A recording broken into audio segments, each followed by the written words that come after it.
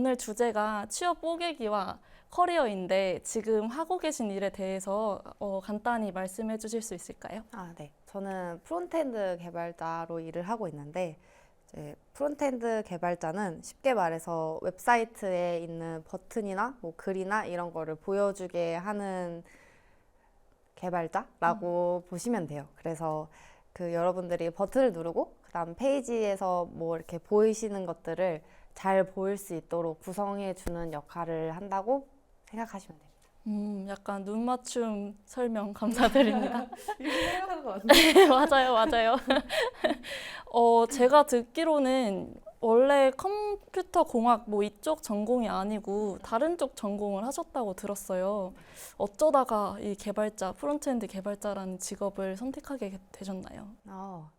이거는 되게 개인적인 얘기라서 사실 도움이 안 되실 수도 있지만 그래도 한번 말을 해본다면 이제 여기 영상 썸네일에서 보이시다시피 이 영상의 주 내용이 코딩의 키역자도 모르는데 한번 코딩을 해보겠다라고 하면서 30일 동안 코딩하는 그 영상이거든요. 근데 이때 이제 제가 이거를 이 영상을 기획한 계기가 그 마케팅이랑 디자이너로 일을 하고 있었는데 그 전에는 일하던 회사가 코딩 인강을 판매하는 회사였어요. 그래갖고 처음에 이제 사람들한테 문의를 받는데 제가 코딩 지식을 직접적으로 알려주는 역할은 아니었지만 그래도 막 코스랑 이런 것들을 물어보시면서 제가 너무 모르는 거예요. 그 뭐 이렇게 용어, 언어 이런 거 막 물어보시는데 하나도 모르겠어서 이쪽으로 상담을 해주려면은 어느 정도 지식이 있어야겠구나라고 생각을 해가지고 그때 이제 강의를 하나를 들어보고 싶어서 들어봤고 그리고서는 이제 듣는 김에 이제 유튜브도 하고 있으니까 이것도 영상을 올리면 좋지 않을까 해가지고 와. 영상으로 올렸어요. 그래서 처음에 그렇게 코딩에 관심을 갖게 됐는데 보시다시피 영상이 너무 대박이 난 거예요. 네. 그래가지고 처음으로 그렇게 관심을 받아본 거예요. 저도 이렇게 관심을 받는 게 좋았나 봐요. 그래서 처음으로 이렇게 관심을 받아보니까 너무 설레고 신나고 그게 코딩까지 좀 이어져서 코딩하면은 이런 설레임을 좀 얻나? 약간 이러면서 왜 그 고백하려면 무서운 영화 보라고 해서 가슴 심박수 콩닥콩닥하게 떠오르게. 만들듯이 저도 약간 그런 효과를 본 것 같아요. 영상으로 자꾸 관심을 받으면서 코딩을 하면 관심을 주네 이러면서 이제 코딩을 계속 하게 됐는데 그러다가 제가 책 출판 제의를 받았었거든요. 그래갖고 비전공자를 대상으로 HTML, CSS를 작성하는 그런 책 집필 제의를 받았는데 그때 사실 약간 초심자의 효과로 지금이라면 사실 그 책 제안을 거절했을 텐데 그때는 작가도 막 배운다고 막 이런 생각도 들고 또 잘 모르니까 오히려 공부를 하면 좋겠다라는 생각에 너무 이상한 사진을 가져왔네요. 그런 생각에 이제 책을 집필을 하게 됐어요. 그래서 이렇게 가볍게 책 집필을 시작을 하다 보니까 네. 책 쓰면서 너무 힘든 거예요. 네. 그 용어도 제가 설명하는 게 맞을까라는 너무 무서움도 컸고 책을 쓰면서 하루하루가 너무 괴로웠거든요. 그래가지고 불면증까지 생겼었어요. 그때 자면서 그 문장 이상했던 것 같은데 이러면서 다시 일어나가지고 컴퓨터 켜고 약간 그러면서 책을 써서 너무 고통스러웠거든요.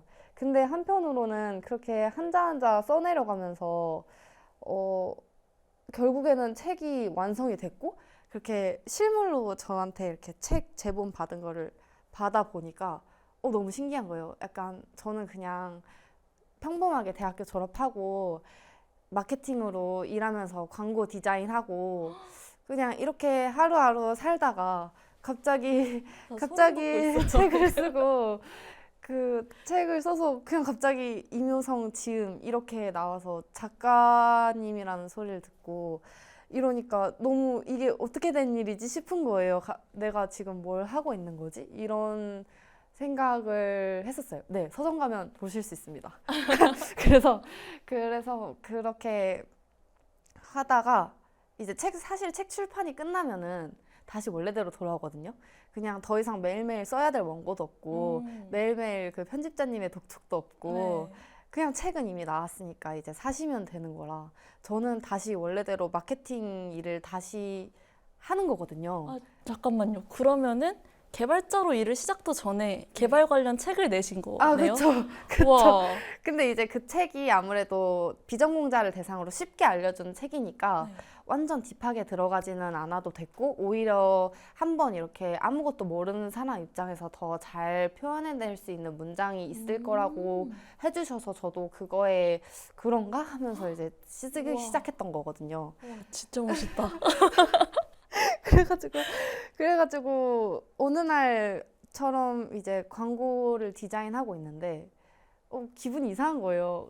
그 전까지 매일 밤새면서 책을 썼는데 갑자기 그냥 평범하게 다시 돌아오니까 뭐지 꿈 꿨나? 약간 이 생각이 들면서 뭔가 그때 그 하루하루 힘들었지만 그 밤새면서 뭔가 열정이라는 거를 조금 느낀 것 같거든요. 아니 되게 오글거리는데 이게 내 열정인가? 마음속 열정. 이 뭐지 이거?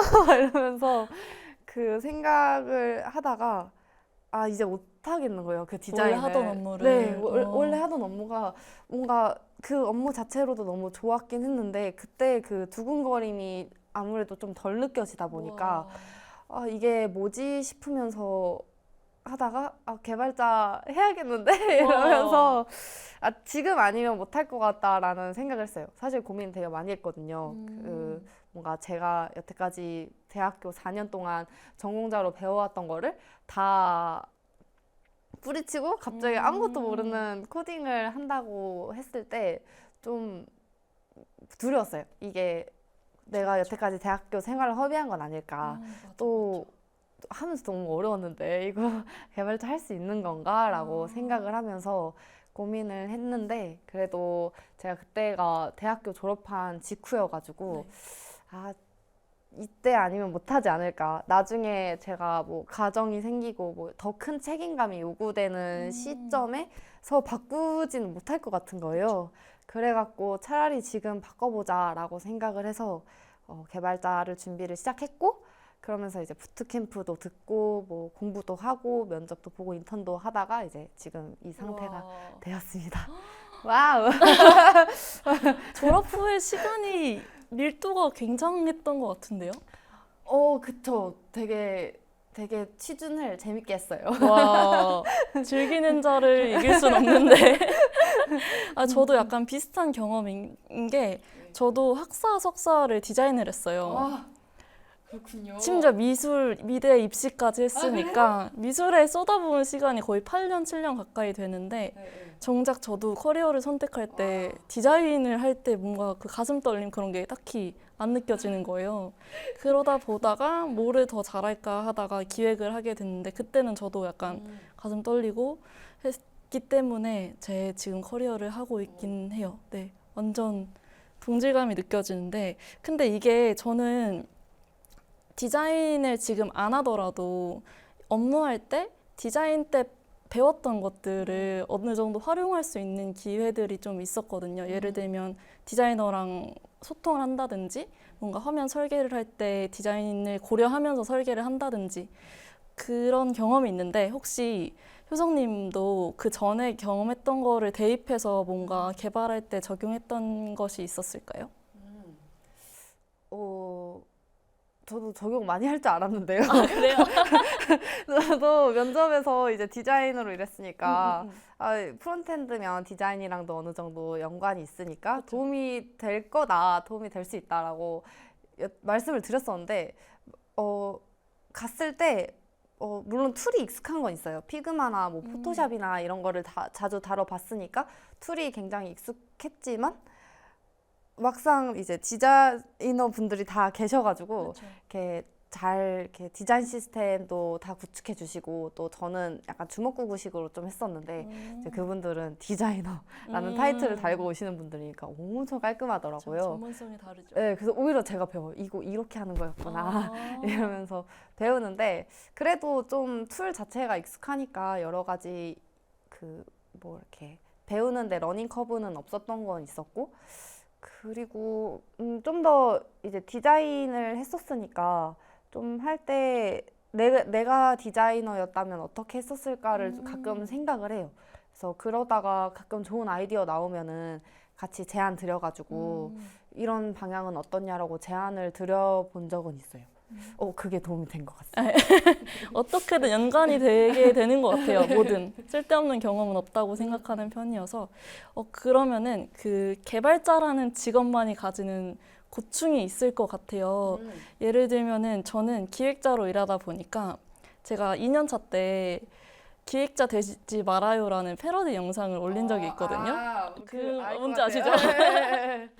그때는 약간 디자이너와 개발자 사이에 끼는 역할이 기획자다. 약간 이런 맥락으로 풀어내긴 했는데 막상 개발을 꿈꿔서 개발에 열정을 느껴서 개발자가 되었는데 약간 현실과 다른 점이 있었다거나 좀 현실 이상보다 더 행복했다거나 이런 부분이 있었을까요?